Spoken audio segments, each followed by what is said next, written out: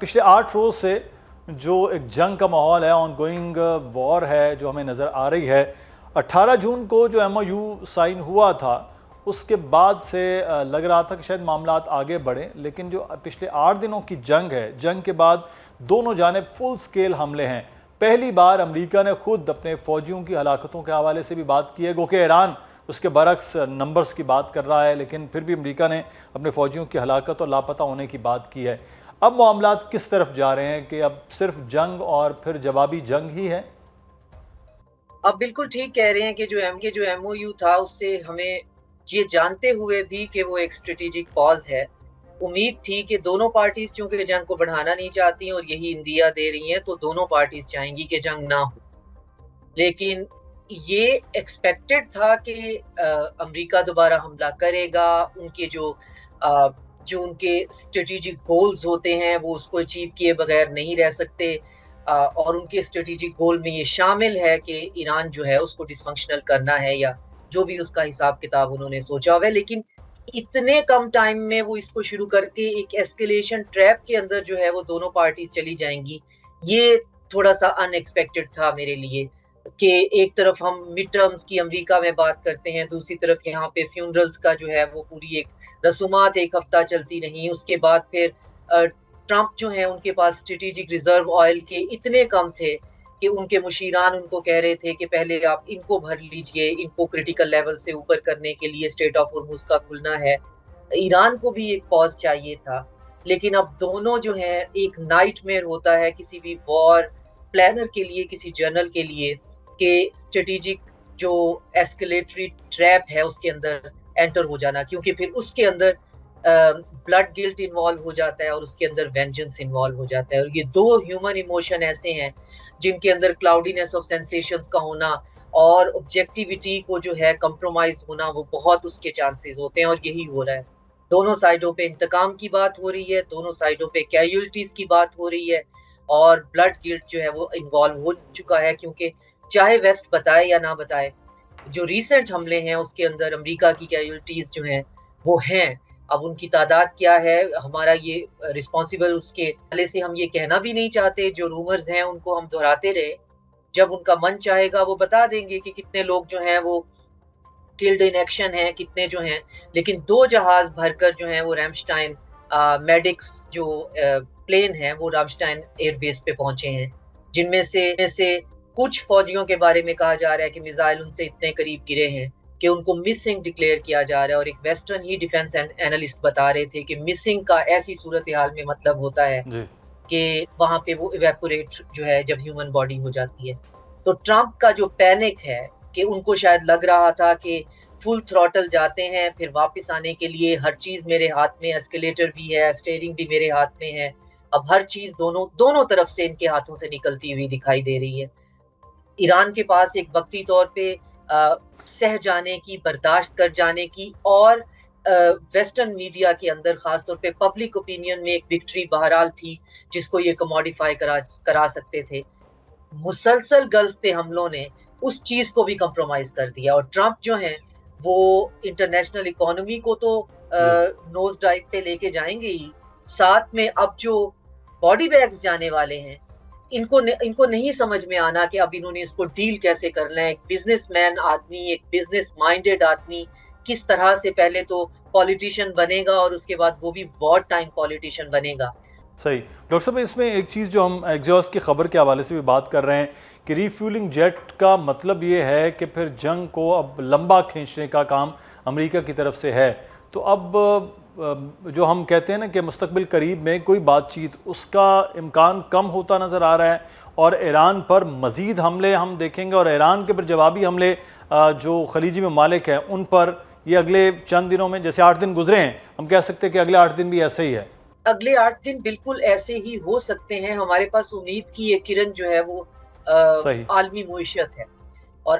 جو international economy ہے وہ ٹرمپ جو ہیں اس کے حساب سے ان کا ڈائل سیٹ ہوتا ہے۔ اب دیکھنا یہ ہے کہ وہ اس کو کتنا ایبزارب کر سکتے ہیں۔ اگر ایسا ہوا کہ ان کو لگا کہ ان کے نام کے اوپر ایک ریسیشن کا پیریڈ سٹارٹ ہونے لگا ہے، तो वो फिर एक कंप्रोमाइज्ड किस्म का कोई भी डॉक्यूमेंट लेके उस पे उजलत में साइन कर देंगे जैसे उन्होंने पहले किया था, और बाद में पता चला हो सकता है पढ़ा हो सकता है ना पढ़ा हो। तो जब मीडिया ने कहा कि ये तो सारे पॉइंट्स ईरान के हक में जाते हैं, उनको उस वक्त जो है वो सिर्फ एक पॉज चाहिए था, और उस पॉज के लिए अभी भी ट्रंप जो है वो ये कर सकते हैं कि आइए मिल बैठकर दोबारा से हम शुरू करते हैं जो है एमओयू खेलना। लेकिन ईरान जो है वो इस वक्त इस मूड में नहीं है, और ये मेरी समझ से कासिर है कि वो क्यों इतना ज्यादा एस्केलेटर के जो है वो ट्रैप के अंदर और फिर लैडर पे पैर रखने को जो है वो तरजीह दे रहे हैं।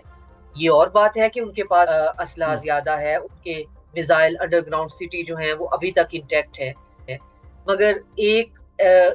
बायगॉन सुपर पावर को अगर हम एज्यूम कर लें कि बायगॉन है, इस नैरेटिव को लेके चलें, तो भी वो इतनी डेंजरस है कि वो जाते जाते भी बहुत नुकसान कर जाएगी। और उस बहुत नुकसान में हमने ये स्ट्रेटेजिक पॉज जो है वो पाकिस्तान जो कि इस वक्त बहुत एक ऑकवर्ड सी सिचुएशन में है, हमने अपना सारा डिप्लोमेटिक लेवरेज जो है वो इस्तेमाल किया ईरान पे, क्योंकि ईरान की तो अपनी डिप्लोमेटिक आइसोलेशन है, अड़ोस पड़ोस से लेकर गल्फ के कंट्रीज तक सबके साथ उनका जो है कोई मोहब्बत के रिश्ते नहीं है। तो ईरान से उम्मीद ये थी, ये डिमांड नहीं है कि ईरान रिटेलिएट ना करे, बहुत मुश्किल है। ये कहना बड़ा आसान है कि ईरान को ये करना चाहिए था, ये नहीं करना चाहिए था, लेकिन ईरान इस वक्त जिस सिचुएशन में है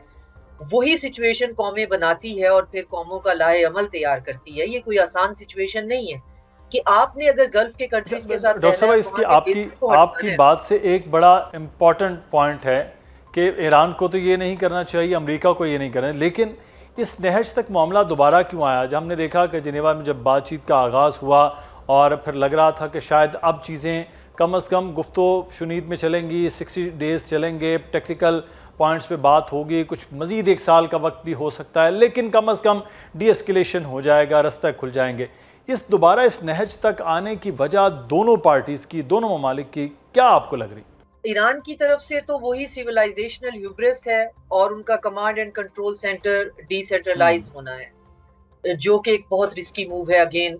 जंग की सूरत हाल में उनके लिए काम कर गया है, लेकिन हिस्ट्री में इसको बार बार इसी तरह लिखा जाता है, मिलिट्री स्ट्रेटजी में भी, कि बहुत रिस्की है। कमांड एंड कंट्रोल सेंटर को आप डिसेंट्रलाइज करें तो कमांडर्स का अपने मुंह से हो जाना, इसके चांसेस बहुत ज़्यादा होते हैं। और वही हुआ कि उनका ये कहना है कि एक कमांडर ने डिसाइड किया कि जो 3 जहाज गल्फ के फ्लैग होल्डर जा रहे हैं उनको रोकने के लिए उन पे अटैक कर दिया जाए, लेकिन हम ओन करते हैं चूंकि वो हमारे कमांडर्स। अमेरिका एग्रीमेंट इनकेपेबल है और अमेरिका ने कोई एग्रीमेंट नहीं किया था, और इस मफाहमती यादाश्त पे दस्तखत भी सिर्फ वक्त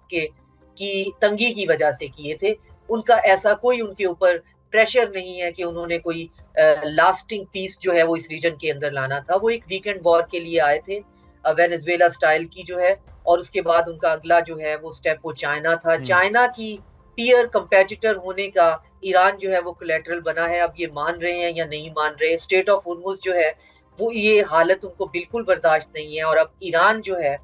वो वक्ती तौर पे जीत अभी भी हम नहीं कह सकते, सह जाना, एब्जॉर्ब कर जाने को वो अपनी विक्ट्री समझ रहे हैं, और उनका ख्याल है कि हम इसको लिंगर ऑन करके फतह और शिकस्त को बड़ा डिसाइसिव कर सकते हैं। पर सवाल ये पैदा होता है कि वो फतह और शिकस्त अगर डिसाइसिव होने वाली है तो क्या अमेरिका एक ऐसी पावर है जो हतमी शिकस्त आपको कहीं भी होराइजन पे उसके लिए दिखाई देती है? फिर अगर उसे इतनी ही हतमी और वाजे और नजर आने वाली ऑप्टिकल डिफीट जो है अगर उसके सामने होगी तो वो कितना रोग और कितना बेलाकोस्ट हो सकता है, क्या आप उसके रेप्रिकॉशंस को समझते हैं? और अगर हतमी आपकी फतह है तो आपकी हतमी फतह जो है उसके लिए आपको बहुत आला ज़र्फी का मुजाहरा करना पड़ेगा, क्योंकि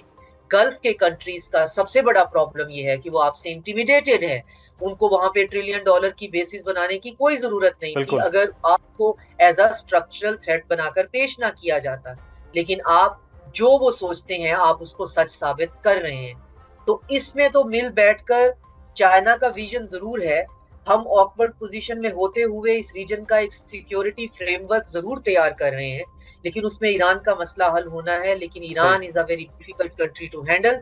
तो ईरानियों को ग्राउंड जो है, ग्राउंड जीरो पे बैठ के ग्राउंड रियलिटीज को सामना करना पड़ेगा। یہ جو آپ کا ایک سیکٹیرین سیکریفائس کا ایلیمنٹ ہے جس میں سویلائزیشنل پرائیڈ ہے اور پھر اس کے ساتھ آپ نیشنل جو ایک انرجی ہے وہ تینوں چیزیں اب اکٹھی ہو گئی ہیں. تو جتنا انہوں نے لوگوں کو چارج اور موبلائز کر دیا ہے جو ایکسپیکٹڈ بھی نہیں تھا, تو اب مشکل ہو جائے گا ان لوگوں کو گھر میں دوبارہ بھیجنا کہ جی اب ہمارے پاس کوئی ڈیسائسو نہیں ہے. بالکل, یہ دونوں جانب جو ہے وہ معاملات مشکل وہ رہیں گے جو